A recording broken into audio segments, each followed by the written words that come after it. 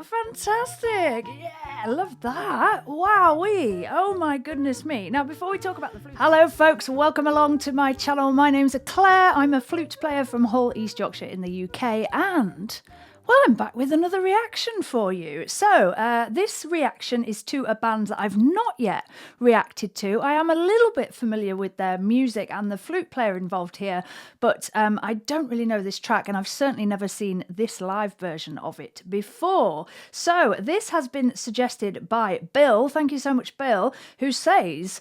well, I couldn't resist when I heard this. The flute break is smoking. So, are we ready for this one? This is my first ever reaction to the band Heart, and the track is called Sing Child. It was taken from their debut studio album called Dreamboat Annie, which was recorded between July and August 1975, and it was released in September 1975. So, smack bang in the middle of the 70s for you folks. Flutifull fact for you, this album reached number 7 in the Netherlands, number 9 in Australia, and number 36 here in the UK. Now, the lead singer and flutist on this track is Anne Wilson. And unfortunately, Heart are still together. They are still on the go, but they've taken a little bit of a break and have postponed some touring due to Anne's ill health at the moment. So we're sending her my very best Flutifull wishes. And, well, yeah, I'm very excited to react to another track from the 70s. If you've seen any of my reactions before, you may have heard me say that I've always kind of felt like I wish I was around in the 70s. And I've had a few interesting comments from that. But I stand by it. But let's see what happens today, because is that still going to be the case after I see this? And is this track Flutifull or not? Let's find out. Here we go.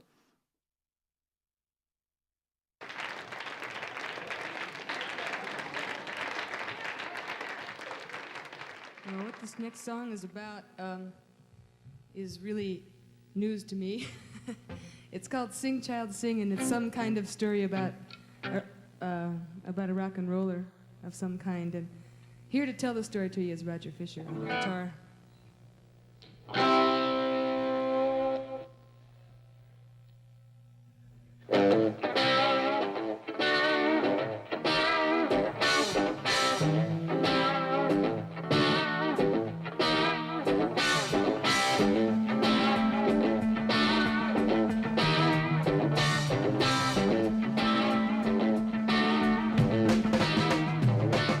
Sing, child, sing.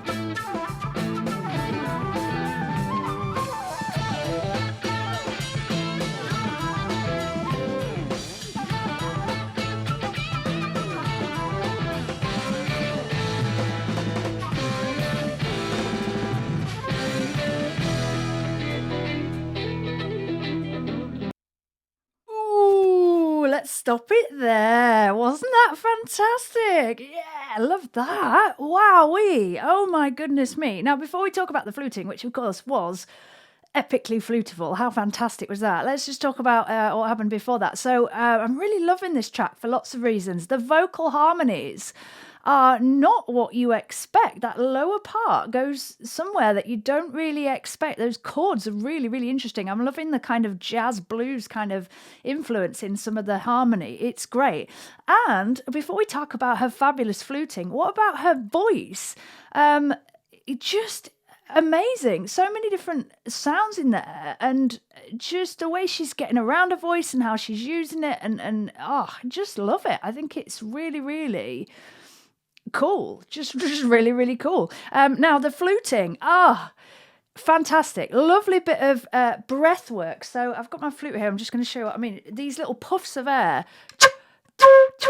She's not exactly kind of doing it full on, but these lovely kind of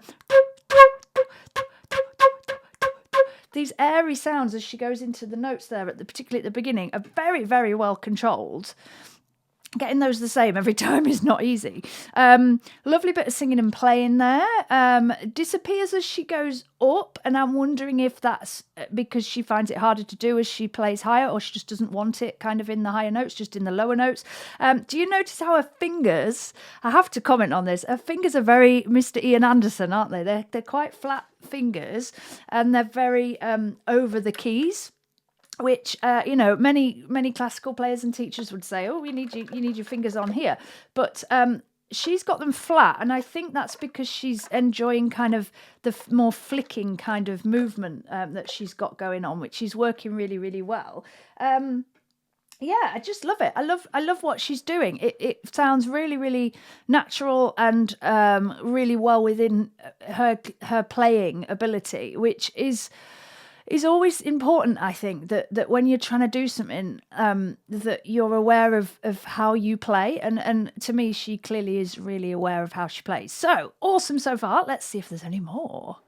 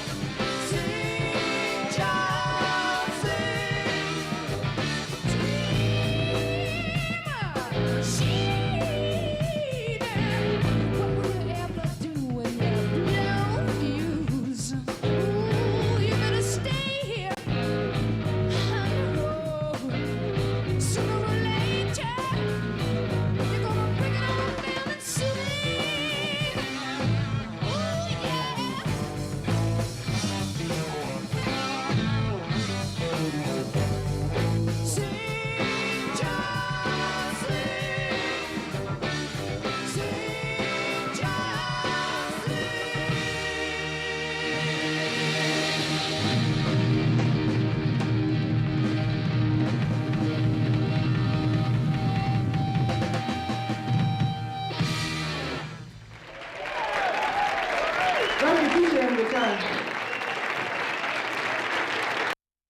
Well, there you go, folks. What a treat was that? That was a real treat, wasn't it? Wowee, wowee. Fabulous stuff. Bill was not wrong. That was a smoking flute solo in the middle, and we just got a little bit more flute towards the end, which I'll talk about in a moment. But it's not every day you see a bowed electric guitar, is it? How cool was that? I was really not expecting that. So that little bit of using the string bow there, I've seen it done before.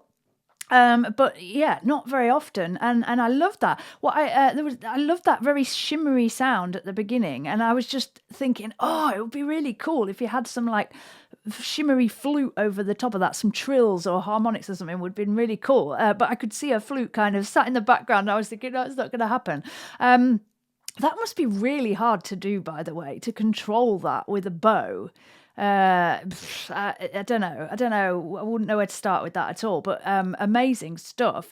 Really pleased we got a little bit more flute. Now, what I loved about that was, even though it was a tiny bit too low in the mix for me, I would have preferred being able to hear it a little bit more, but it was meant to be a very, very subtle, percussive kind of sound, and it's always interesting, I think, to hear an instrument such as the flute used in a percussive way, because it can be really, really effective. So essentially, she was doing that kind of breathy thing again, letting the air out, like I was describing before, just on an A, just on one note. I can't remember what the rhythm was now, but it was kind of really cool, subtle bit of rhythmic kind of interplay in there. I just would have liked to have heard a little bit more of it. So yeah, you can definitely do some great percussive things with the flute, especially, you know, if you add in the beatboxing as well. But there we go. So awesome. That was definitely well worth a listen, folks, wasn't it? I'd love to know if that's your first time hearing that, or whether you're a big Heart fan, or you can point me in the direction of some more fabulous Flutifull tracks by them. As I say, I have listened to Heart before, but I've never seen anything by them live, and I'm really impressed. It's fantastic stuff. And I definitely still think I should have been alive in the 70s. So there we go. So thank you so much to Bill again for suggesting that. Thank you very much for watching, and until we meet again, well, I hope you stay flutifull. Thanks, folks. Bye.